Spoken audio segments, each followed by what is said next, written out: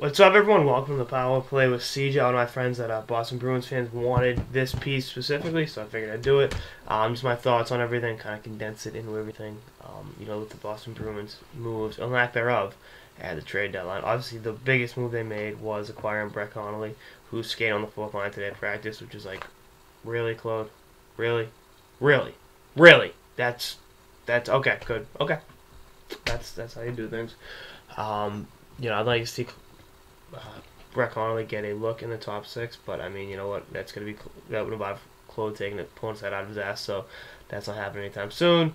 And then going a step further, the Max Talbot for Jordan Caron trade. I actually like it more than I did yesterday. I think the fact that Colorado's eating half of his contract, I think is perfect, and the fact that it's like only a $300,000 difference between Caron and Talbot's cap. That's obviously Talbot's a much more, a much less sucky player, probably the best way to put it. And I like Max Talbot as a player. And then bringing in Weymouth native Paul Carey from a Boston College stock. Pretty good depth player in the organization. Play in the AHL, come up, play in the show, not look out of place. I think that's a fair trade. So those two deals, right? One trade that fell under the radar was they sent Jared Knight to Minnesota for Zach Phillips. Zach Phillips owns a Power Play with CJ shirt, just for whatever that's worth. I think that's a good chance at clean slate for both players, and I think that'll happen with I think Phillips is a little bit better than Knight. I think Knight's reached the point in his development where it's like, really, but I think Phillips may still have an NHL future. I said may. I mean, I'm not nothing set in stone, but I won't rule it out with him. Again, my biggest issue was that they didn't go in after Yandel more, and the fact that the Rangers convinced Phoenix to eat half of his contract is hysterical. The Bruins could have done the same thing, maybe sweetened the pot, giving up a first, and then they got so many prospects in the organization that are, really good. You couldn't throw one of them in, one or two of them in the way the Rangers did with Duclair and John Moore. I mean, it's like, how much of a difference is there between Moore and Bartowski? Not a whole lot, right? So him, a first, and like a Ryan Spoon or an Alex Kokochev type player. I mean, I wouldn't have part of a Pasternak, but you catch my drift, right?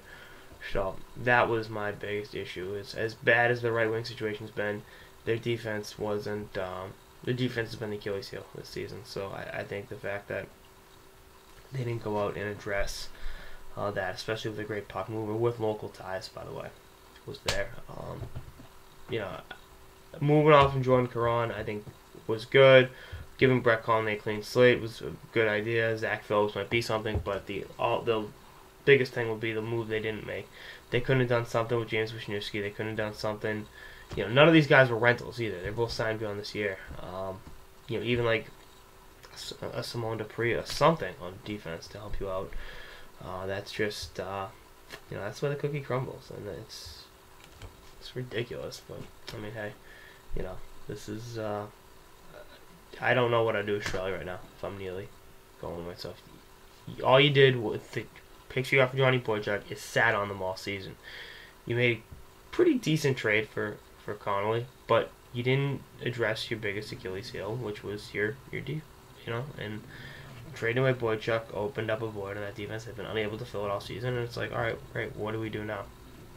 So, anyway, just the latest issue. I thought Shirley wasn't aggressive enough at last year's deadline. They had a legitimate shot to win the Stanley Cup, and just sat on all their assets and didn't go out and try to get a Van Eck or get a Molson, get a guy like that. I wouldn't trust Shirley to go up and get a six-pack of Molson, really, at this point. So, it's been a year-long thing with him, so we'll see what happens. Anyway, that's all I got. Sort of the Power Play with CJ on the Boston Bruins trade deadline recap. Stay tuned for episodes of the season and beyond. Later, guys.